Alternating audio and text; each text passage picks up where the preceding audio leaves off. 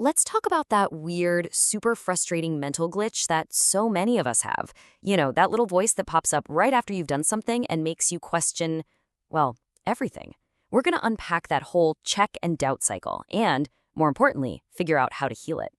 Oh, you know this feeling. You're like 2 blocks from your house, everything's fine, and then bam! Your brain just screams, wait, did I lock the front door?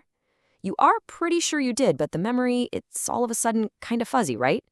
Or maybe you just hit send on a big email, and now you're totally convinced there's a huge typo in it. If any of that sounds familiar, you are definitely not alone. This experience is so common, let's just give it a name. We'll call this group the doubters. Now, this isn't some kind of character flaw. It's just a cognitive pattern, a little hiccup where your brain gets snagged in this loop of questioning and re-questioning, making it feel almost impossible to trust what you know you just did. Okay, so let's get into the nitty-gritty. What does this glitch actually feel like when it's happening? Because it's way more than just a fleeting thought, isn't it?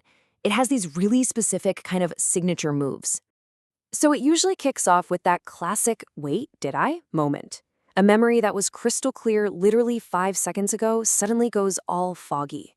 And that leads to what I call the mental rewind, where you just play the scene over and over in your head, looking for proof. Then, of course, comes the repetition trap. You actually turn the car around or walk back to the door you just locked. But here's the really wild part. That physical itch. It's this buzzing, restless feeling in your body that just screams at you, telling you the only way to make it stop is to go back and check.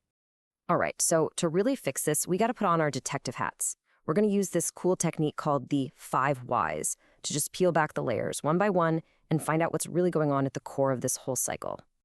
First question. The big, obvious one. What's the thing that actually makes us turn around and go check in the first place?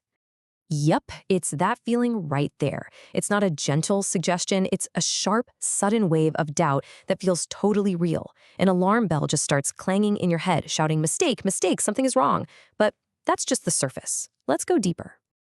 So why does that little moment of doubt have so much power over us? I mean, a small mistake is usually no big deal, so why does this feel like a 5-alarm fire? And this is so important. It's not actually about the unlocked door. It's about the catastrophic story our brain tells us about the unlocked door. The stove left on becomes the house burning down. The typo in the email gets you fired. And the final terrible punchline to that story is always, and it will be all my fault.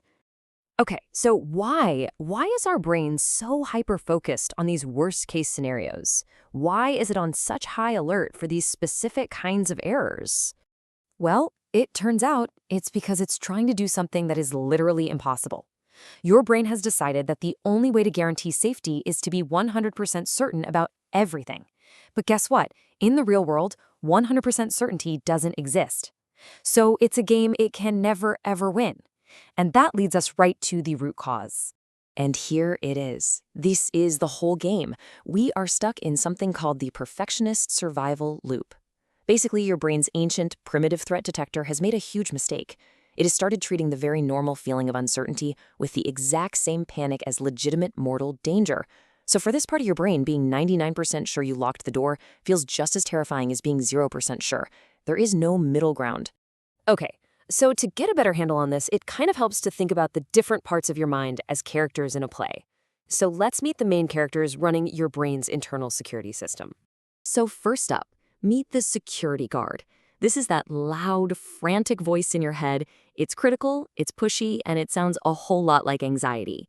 But here is the secret about the security guard. It's not trying to be a jerk. It is terrified.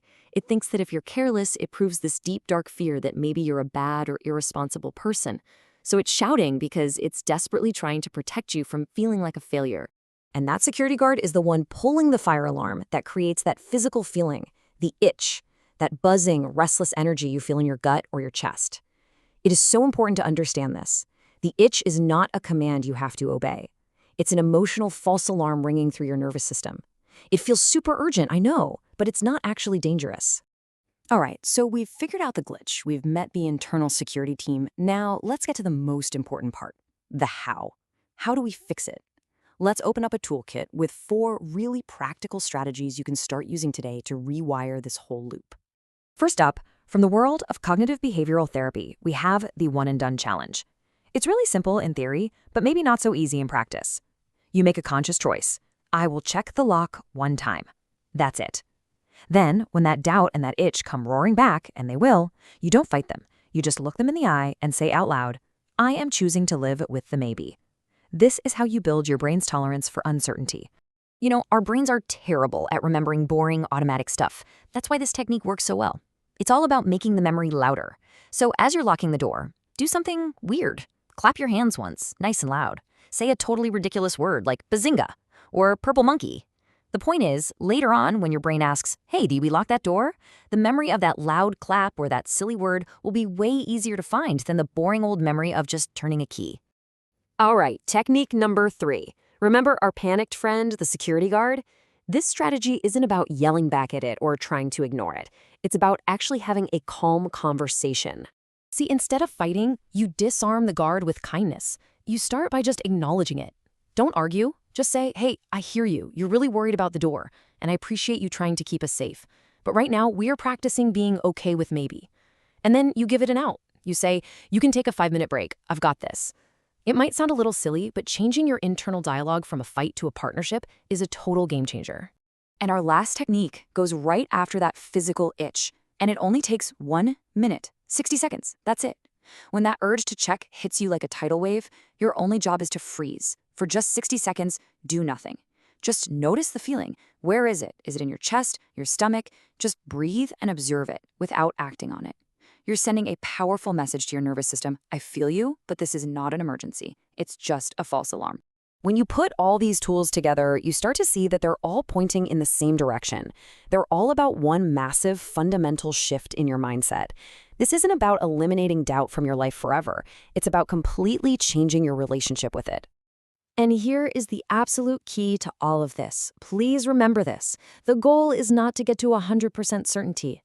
That's a trap. The real goal, the real freedom, is being 100% okay with being 99% sure. That 1% of wiggle room, of maybe, that's where you find your peace. So I want to leave you with this one last thought to chew on. We've been taught our whole lives to see maybe as a problem, as a sign that we've failed. But what if we've got it all wrong? What if that feeling of uncertainty isn't the prison? What if maybe is actually the feeling of letting go, of trusting yourself?